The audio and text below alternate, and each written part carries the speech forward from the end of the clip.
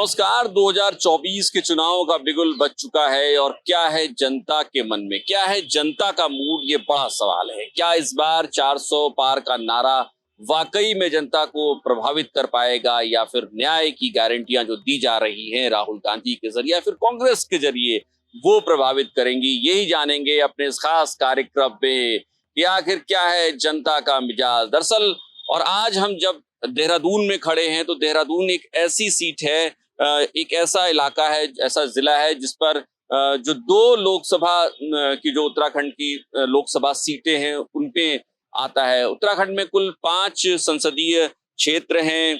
टिहरी है, पौड़ी है, नैनीताल, अल्मोड़ा और हरिद्वार है। जो देहरादून है वो देहरादून देखिए तो हरिद्वार और टिहरी इन दो संसदीय सीट में कुछ कुछ हिस्सा देहरादून का वो हरिद्वार की में आता है, जबकि कुछ हिस्सा है वो टिहरी में आता है। तो आज हम देहरादून की जनता का मिजाज समझने की कोशिश करेंगे और जानेंगे कि आखिर देहरादून की जनता के मन में क्या है।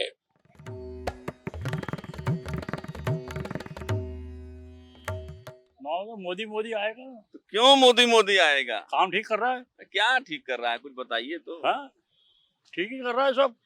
जैसे हमारे हिसाब से तो ठीक ही कर रहा है। आप क्या करते हैं? हाँ, कि आपके हिसाब से हो रहा है? बिजनेस करते हैं। बिजनेस करते हैं तो जीएसटी तो बड़ा ठीक है, वो तो कोई भी गवर्नमेंट आएगी जीएसटी तो लेगी ही। कांग्रेस आएगी वो भी लेगी। कांग्रेस वाले तो कह रहे हैं कि जीएसटी कांग्रेस गलत में तरीके देखो, से कांग्रेस में संभाल नहीं पाए ना वो। अब राहुल गांधी है, इतना मैच्योर नहीं है। तो ये कैसे पता चला कि मैच्योर नहीं है? उसके बयान आते रहते टीवी में, बयान ही देखते रहो ना, स्टेटमेंट क्या क्या आती है। वाला नारा जो है आपके दिल में उतर गया है। हाँ वो तो है ही, बिल्कुल सत्य है। जो मोदी जी की हमें मतलब वो लगी है, तो मोदी जी जैसा प्रधानमंत्री आना बहुत मुश्किल है। मैं तो यही कहूँगा। तो ऐसा क्यों? आपकी तो लंबी उम्र हो गई, आपने तो बहुतों को देखा होगा, इंदिरा को भी शायद आपने देखा होगा, राजीव को भी देखा होगा, मनमोहन सिंह को भी देखा होगा। तो मोदी में ऐसा क्या अंतर है? मनमोहन सिंह के अंदर गुण बहुत हैं, मगर लहर जो जागी है ये मोदी जी की वजह से जागी है। बाकी मैं कुछ नहीं कह सकता। कौन सी लहर? जो आज चल रही है बीजेपी की। तो पहले से ही मतलब आपने मन बनाया है कि भाई तो लहर में क्या वो सनातन और ये सारी चीजें भी आ रही हैं? बिल्कुल सत्य है। वो साधु संत महात्मा है, उसे कोई टाल नहीं सकता। योगी हो गया, मोदी हो गया, दोनों एक जैसे हैं। बाकी तो मैं कह नहीं सकता कुछ। लेकिन कांग्रेस तो कहती है कि रोजगार नहीं मिल रहा है। वो कहने वाले तो पता नहीं कितनी बातें करते हैं, मगर जो सत्य है वो तो आज है ही है, जो सभी देख रहे हैं। अभी मोदी जैसा प्रधानमंत्री कभी जीवन में इनके बाद नहीं आ सकता है। और जो ये बेरोजगारी वाला जो मसला है, ये तो इस पे जो कांग्रेस बार बार, और महंगाई भी तो है, पेट्रोल का दाम बढ़ गया। तो मोदी भी क्या करेगा उसमें? जहाँ 1 लाख आदमी था आज वहाँ करोड़ों आदमी, अरबों आदमी हो गया है। तो मोदी भी क्या करेगा उसमें? वो तो बढ़ेगा ही बढ़ेगा। महंगाई बढ़ेगी, महंगी ही बढ़ेगी, चाहे मोदी है चाहे योगी, तो है ही अपनी जगह, चाहे कांग्रेस है, ये अपनी जगह सत्य है। 2014 से पहले तो यही मोदी जी बार बार कहते थे कि भाई बेरोजगारी बहुत है और महंगाई बहुत है। अब तो वो नहीं बोलते। वो क्या करेंगे? कोई घर से ला के देंगे? मतलब ये जानते तो हैं आप तो कुछ कर नहीं पाएंगे। ना, कुछ नहीं कर पाएंगे। वो तो ये तो बढ़ना ही बढ़ना है, लेकिन वोट फिर भी मोदी पे ही जाना है। तो भाई साहब भी कुछ बताना चाहें कि आप भी क्या इरादा है इस बार चुनाव में? यही है, सरकार यही आएगी इस बार भी। ऐसा पहले ही तय हो गया? क्यों तय क्या, ठीक हो रहा है काम जो भी हो रहा है। 400 पार का नारा जो दे रहे हैं, कांग्रेस भी तो कह रही है कि भाई बेरोजगारी बढ़ रही है, महंगाई बहुत बढ़ रही है। तो पहले भी थी, पर ये है कि पब्लिक के हिसाब से कोई महंगाई बढ़ ही रही है। पर ये है कि काम भी तो हो रहा है, विकास हो रहा है, रोडें बन रही है, फ्लाईओवर बने हैं, काम तो चल ही रहा है, काम जारी है सारा।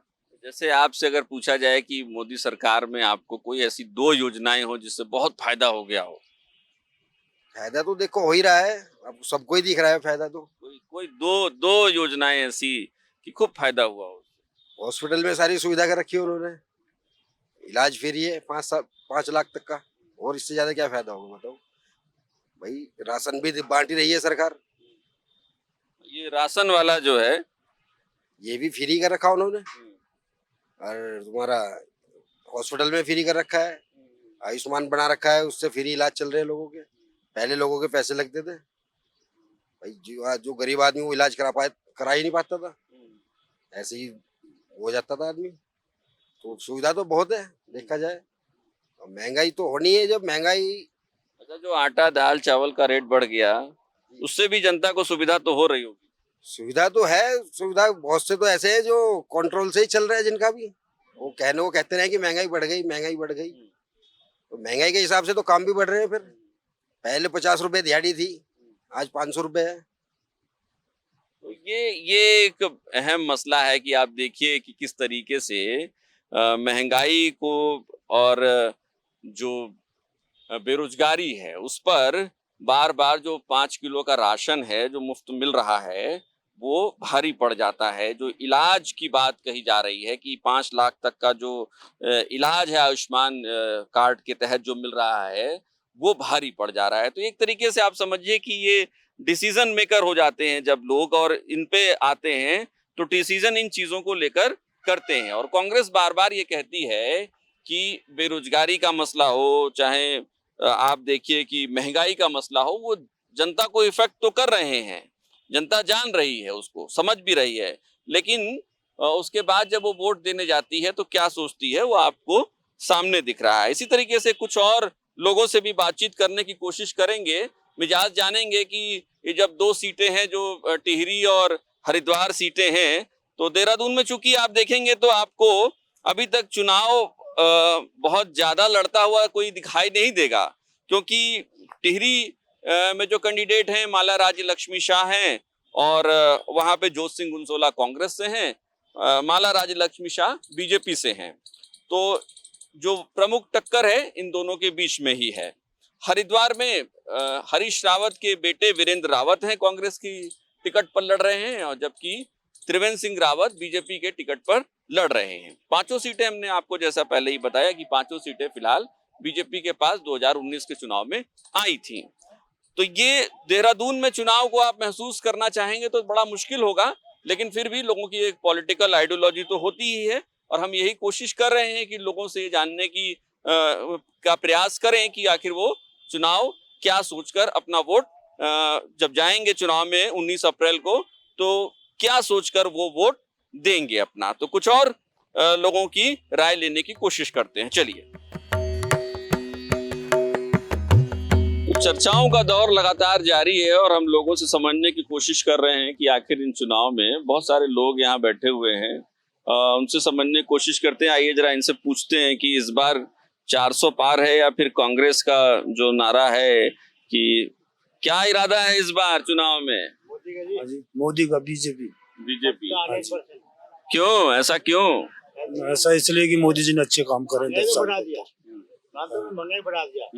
नहीं, आ रहे हैं आपके पास, लेकिन मोदी ही क्यों? मोदी इसलिए कि 10 साल के अंदर जो मोदी जी ने काम करा है वो 60 साल में कांग्रेस नहीं कर पाई, इसलिए हम मोदी जी को चाहते हैं। जैसे 2-4 काम अगर बताना चाहें आप, कि 2-4 काम हो जो बताए हो। गैस योजना, उज्ज्वला गैस महिलाओं को मिला। अच्छा, हाँ, और सबसे ज्यादा रक्षा बजट बढ़ाया। हाँ। सीमांत एरिया में जहाँ भारतीय सेना पहले बहुत मतलब, आप लग रहा है सीमांत एरियाओं से ही आते हैं। कहाँ से आते हैं? चमोली जिला। चमोली से आते हैं। अच्छा, हाँ ठीक है।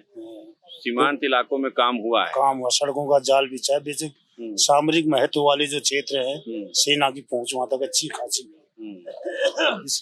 और आपका जीवन या सामान्य जनता का जीवन कैसे बदला है? कुछ सहूलियत आई है या मुश्किलें बढ़ी हैं? हम तो दिहाड़ी मजदूरी करते हैं। देखो, हम ये नहीं कहते कि हमें कुछ मोदी जी ने दे दिया या जो मिलता जैसी सुविधाएं आम आदमी को मिलती है ऐसे हमें भी मिलती। तो मजदूरों के लिए तो उन्होंने एक बड़ी योजना शुरू की थी। ठीक है, वो फायदे भी मिल रहे होंगे, पर हम तो थोड़ा हमें इस तरह का कभी कुछ मिला नहीं। बाकी हम बीजेपी को बिलोंग करते हैं, उसको चाहते हैं। और महंगाई महंगाई ठीक है, अगर मजदूरी बढ़ी है तो महंगाई भी बढ़ेगी।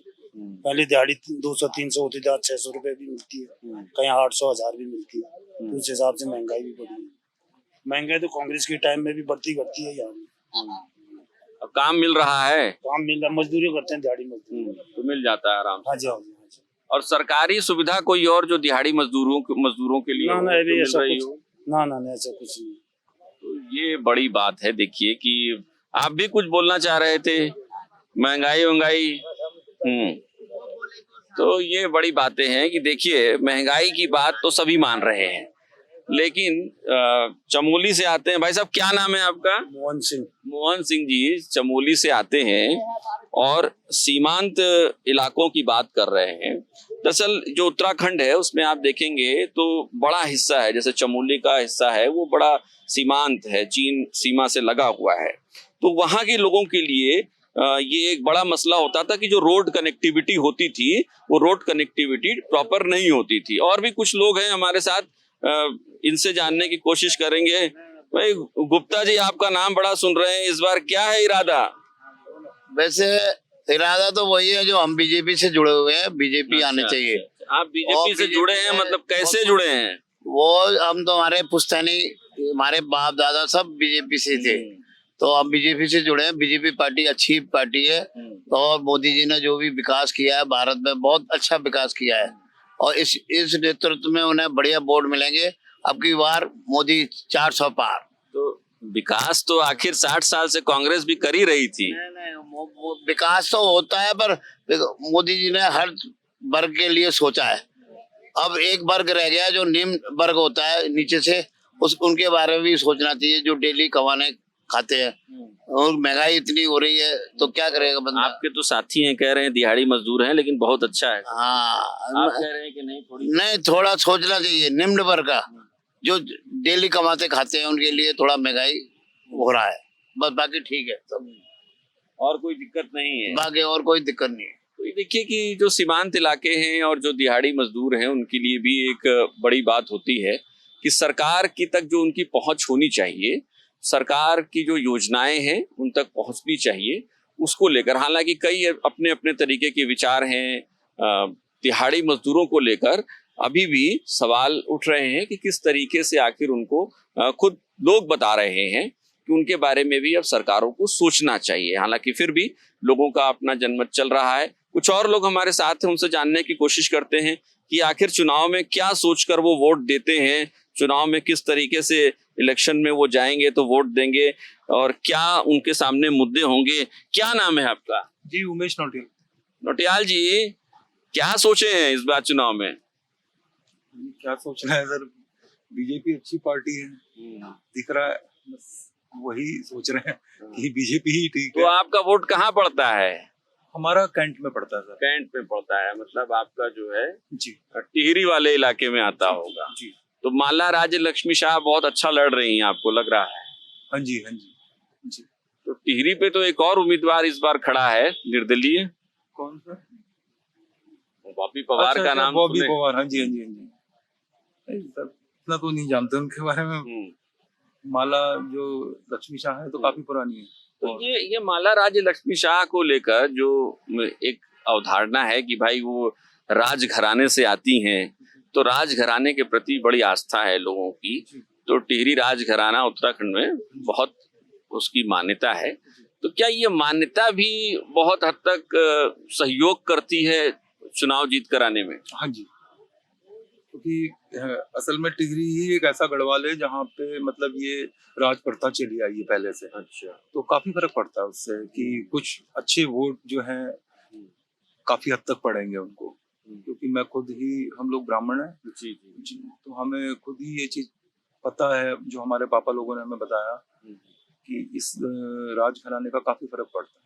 तो जैसे मैदानी इलाकों में होता है, यहाँ भी तो होता है कि ब्राह्मण कैंडिडेट देखा जाता है, राजपूत कैंडिडेट देखा जाता है, तो ये भी तो एक फैक्टर होता होगा।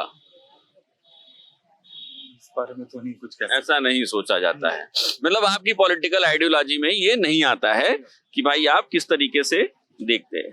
तो ये नौटियाल जी, बहुत शुक्रिया आपका नौटियाल जी हमसे बातचीत करने के लिए। तो आप देख सकते हैं कि एक जो अवधारणा बहुत पहले से टिहरी सीट को लेकर चली आई है उत्तराखंड में, कि टिहरी सीट पर चूंकि ये राजघराने से जो यहाँ पे कैंडिडेट आता है उसे लेकर बहुत ज्यादा मान्यता है चूंकि उत्तराखंड में राजघराने को लेकर। तो राजघराने से जो कैंडिडेट आता है, इस बार भी माला राज्य लक्ष्मी शाह को दिया गया है टिकट, बीजेपी ने दिया है। पिछली बार भी वो थी, उसके पहले भी वो थी। तो ये बड़ी मान्यता है उस राजघराने की, और लोग एक आस्था भी रखते हैं उसमें, और आस्था को ही देखकर वहां पर वो वोट भी देने की कोशिश करते हैं। तो ये पॉलिटिकल आइडियोलॉजी है अपनी अपनी, और कुछ लोगों की राय लेते हैं, समझते हैं कि क्या है जनता का मिजाज।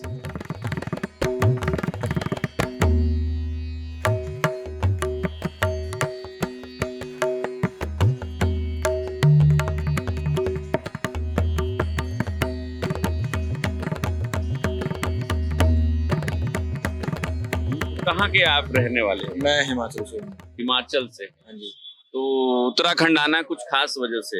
हाँ, यहाँ थोड़ा टेस्ट था एक मेडिकल का। अच्छा अच्छा। तो हिमाचल, तो हम तो खैर उत्तराखंड का ही राय ले रहे थे, लेकिन फिर भी हिमाचल की बात कर लेते हैं, क्योंकि हिमाचल में तो बड़ा सियासी खेल हुआ।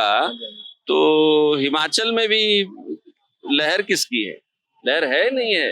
अभी तो फिलहाल शांत चला हुआ है माहौल, बट ये है कि सीट्स तो बीजेपी को ही मिलेगी। ऐसा क्यों, जब सरकार भी तो कांग्रेस की है वहाँ राज्य में, फिर ऐसी लहर कैसे आ सकती है? सेंटर में बीजेपी है, स्टेट में तो कांग्रेस की गवर्नमेंट है, बट कांग्रेस को तो खुद ही पार्टी को ही नहीं था कि हमारी सरकार बनेगी, वो तो बाई चांस बन गई है। तो इसलिए, और बाकी देखा जाए तो यूथ भी ज्यादा बीजेपी की तरफ अट्रैक्टेड है। मोदी का बहुत अच्छा वो चल रहा है इस टाइम देश के अंदर। तो यूथ तो बहुत नाराज है, लोग बता रहे हैं, कांग्रेस कह रही है कि बेरोजगारी लगातार। आप किस चीज का टेस्ट देने आए थे? सरकारी नौकरी का था? मेडिकल। अच्छा, मेडिकल टेस्ट था, कोई इलाज का। तो यूथ को लेकर जब चर्चा होती है तो कांग्रेस तो कहती है कि भाई यूथ तो बहुत नाराज है, बेरोजगारी बहुत बढ़ रही है। आप ऐसा नहीं सोचते, इत्तेफाक नहीं रखते इस बात से? नहीं, एक्चुअली एक परसेप्शन बन गया हुआ है आज की डेट में, और देखा जाए तो पॉलिटिकल पार्टीज ने भी ये परसेप्शन यूथ के माइंडसेट बनाया है कि भाई अगर आप ग्रेजुएट है, आप पढ़े लिखे हैं, तो आपको सरकारी नौकरी ही चाहिए, तभी आप एम्प्लॉयड माने जाएंगे। यही परसेप्शन है ना आज की डेट में मार्केट के अंदर। तो यही सब चीजें हैं। बाकी हिमाचल का बात करूँ तो हिमाचल में कांग्रेस खुद यूनाइट नहीं है। टॉप लीडर जो हमारे हिमाचल के है, राजा साहब की फैमिली से बिलोंग रखने वाली, जिन्होंने हिमाचल के ऊपर इतने सालों से शासन किया है, उन्हीं के बीच में ही बहुत सारी चीजें ऊपर नीचे चल रही है। तो हिमाचल के अंदर थोड़ा सा कांग्रेस के लिए थोड़ा हार्ड है। और महंगाई जैसे मसले? महंगाई भी नॉर्मली है, कोई खास ऐसा है नहीं कि आदत हो गई अब। आदत क्या, देखिए अगर इन्फ्लेशन की बात की जाए तो इन्फ्लेशन तो हमेशा से कांग्रेस के टाइम में भी 12-13% के आसपास ही रहता था। एट प्रेजेंट चलो थोड़ा सा डाउन है। बाकी डोमेस्टिक में आप कह सकते हैं कि गैस सिलेंडर्स के रेट बढ़े हैं थोड़े से, और पेट्रोल डीजल तो है ही है, जो अपनी रोज रूटीन की चीजें हैं, इसके रेट थोड़े बढ़े हुए हैं। बट ये है कि ठीक है, ऑल ओवर ठीक है। और देश और इसके प्रोस्पेक्टिव से कहा जाए तो बीजेपी देश के लिए इस टाइम बहुत जरूरी है। अच्छा सिंह साहब, एक जो बात बार बार आती है कि ये हिंदू मुस्लिम करने वाली पार्टी है बीजेपी, आपकी क्या राय है इस बारे में? जी, इसके ऊपर मैं जरूर ये कहना चाहता हूँ कि बीजेपी जरूर करती है इन चीजों को लेकर, और एक नैरेटिव सेट कर लिया है बीजेपी ने हिंदू मुस्लिम, या कहा जाए कि इंडिया के अंदर हिंदू कम्युनिटी ज्यादा है, तो एक फोबिया सेट बहुसंख्यक है, तो फोबिया सा सेट कर दिया गया हुआ है कि हर बंदे के माइंड में कि अगर हम बीजेपी को वोट नहीं देंगे तो ऐसा हो जाएगा वैसा हो जाएगा, जबकि ऐसा कुछ नहीं है। हम ये चीजें हिमाचल में देख रहे हैं। पोंटा साहिब में मैं रहता हूँ, वहाँ दूसरे धर्म के लोग भी बहुत रहते हैं, पॉपुलेशन बहुत सारी है, बट हम लोग नॉर्मली हमारे कोलीग से हम लोगों के साथ काम करते हैं, तो ऐसा कुछ नहीं है। ये तो एक नैरेटिव सेट किया गया है, मतलब वोट की पॉलिटिक्स है हर जगह। चलिए, बहुत शुक्रिया, बहुत अच्छा बोला आपने, बहुत बहुत शुक्रिया आपका। तो ये देखिए कि किस तरीके से लोगों की राय निकल कर आती है कि नैरेटिव कैसे सेट किए जाते हैं।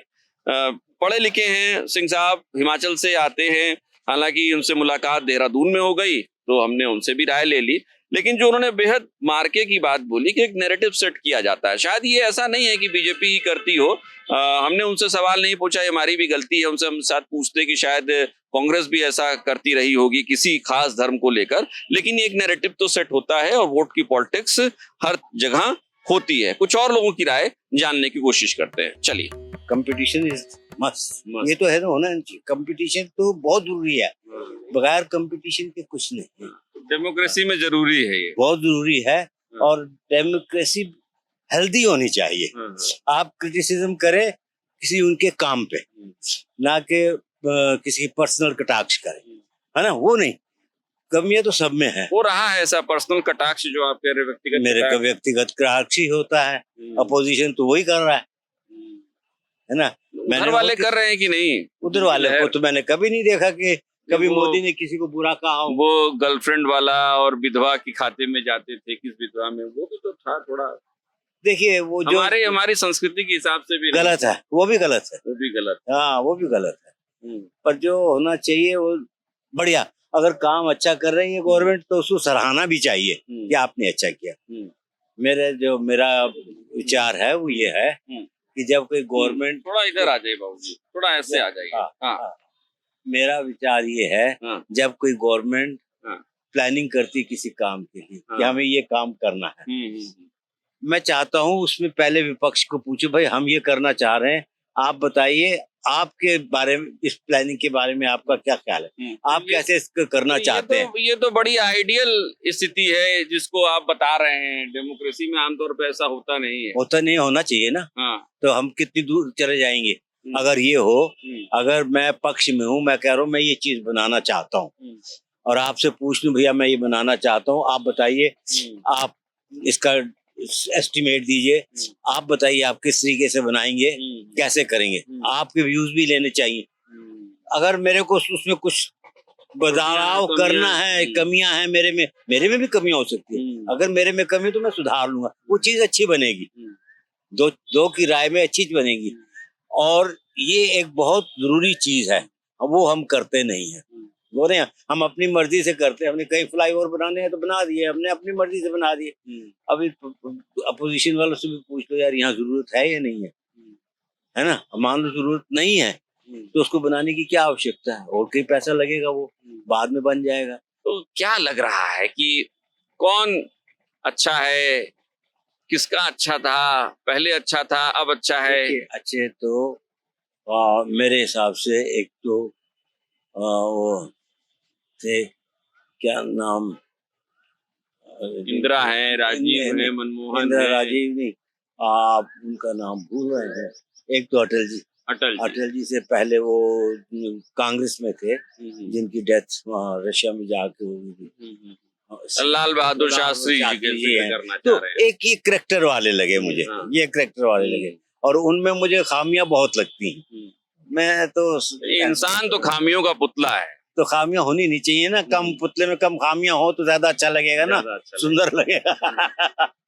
तो इस बार लेकिन आपने जो है मन बना रखा है, जो आपकी अभी तक की सोच है कि लहर जो है वो 400 पार वाली आपको दिख रही है और दूसरी लहर उठती नहीं दिख रही है आपको ना, सुनामी उठनी भी नहीं, उसको उठनी भी नहीं चाहिए कि उनके मोटिव जो है वो मुझे नहीं लगते अच्छे। ऐसा मोटिव तो देश की पार्टी है, पार्टी बेशक देश की हो, देश में भी बहुत गद्दार हैं, ऐसे थोड़ी है कि देश में गद्दार नहीं है, वो पार्टी तो दोस्त की होनी चाहिए। तो आप रिटायर हैं?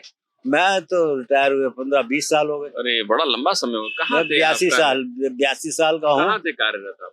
मैं ये ओएनजीसी में तो ओएनजीसी तो अब ओएनजीसी जैसे जो एजेंसियां हैं, चाहे गेल हो, सेल हो, ओएनजीसी हो, बड़ा संकट मंडरा रहा है। कई बार लोग कहते हैं कि कहीं ऐसा ना हो कि ऐसी एजेंसियां बंद कर दी जाएं, फिर इसका प्राइवेटाइजेशन कर दिया जाए। ये नहीं बंद होती, ये नहीं बंद होती, इनसे देश बहुत प्रोग्रेस कर रहा है, ये बंद नहीं तो डिसइन्वेस्टमेंट भी तो हो रहा है ना लगातार। देखो ये थोड़ा बहुत कहीं ना कहीं तो हो रहा होगा, तो हो रहा है, पर उसमें जो बाकी जो हो रहा है तो काफी सुधार। आप यही देहरादून में देख लीजिए कितनी चौड़ी सड़कें हो गई अब यहाँ पे भी, हर चीज की फैसिलिटीज होने लग गई है। आप हॉस्पिटल जाइए तो हॉस्पिटल में देखिए कितना रश है। जो प्राइवेट अब हॉस्पिटल बनाया है इन्होंने, ओपीडी जो खोली है गवर्नमेंट की, अब उसमें कितना रश होता है, कितना लोग आता है, कितने डॉक्टर, एक डॉक्टर 60 70 पेशेंट देखता है, तो है ना, पहले कहाँ था ये। तो आप तो बहुत लंबा समय आपने देख लिया, ये बेरोजगारी और महंगाई का मसला बड़ा, ये है ये मसले हैं, बेरोजगारी है, महंगाई आप ही है। मुद्दे की बात कर रहे थे तो नहीं, महंगाई भी है, ये ना, महंगाई नहीं है, बेरोजगारी भी है, पर उसका एक सिस्टम नहीं बना हुआ हमारे यहाँ। जब मैं सोचता हूँ जैसे आप एक घर में 4 आदमी तो चारों सर्विस में ना, एक घर में 4 आदमी चारों नौकरी में नहीं है, कोई सर्विस नहीं है, कोई काम नहीं है, ये गलत है। आप मर्दमशुमारी जब कराते हैं तो आप इस बात को भी ध्यान में रखिए, इस घर में कितने लोग जो हैं नौकरी पे हैं और कितने लोग बेरोजगार हैं, और जो बेरोजगार हैं उनकी क्या क्वालिफिकेशन है, क्या काम कर सकते हैं, उस काम में डालिए उनको। एक आदमी तो बहुत बड़ा आइडिया आपने दे दिया। नहीं तो ऐसे देखो, विचार तो हैं, जब किसी के अनुभव से आया विचार है ये। तो विचार तो है ही, अब हो करना ना करना गवर्नमेंट का काम है। अच्छा, आपको क्या लगता है कि जो लोग जाएंगे, जब 1000 रुपए 1100 रुपए का जो सिलेंडर एलपीजी वाला है, जो 820 रुपए, हाँ अभी 820 हो गया है, 820 अभी 100 रुपए कम हो गए हैं, तो इस पे भी सोचेंगे क्या? वो तो सोचेगी गवर्नमेंट, हमने क्या सोचना है। जनता जब वोट देने जाएगी तो सोचेगी कुछ नहीं। अब क्या, जनता ने जो मन बना लिया। मेरा ख्याल, मेरे हिसाब से 90% से ज्यादा लोगों ने मन बना लिया कि देना है तो मोदी को देना है।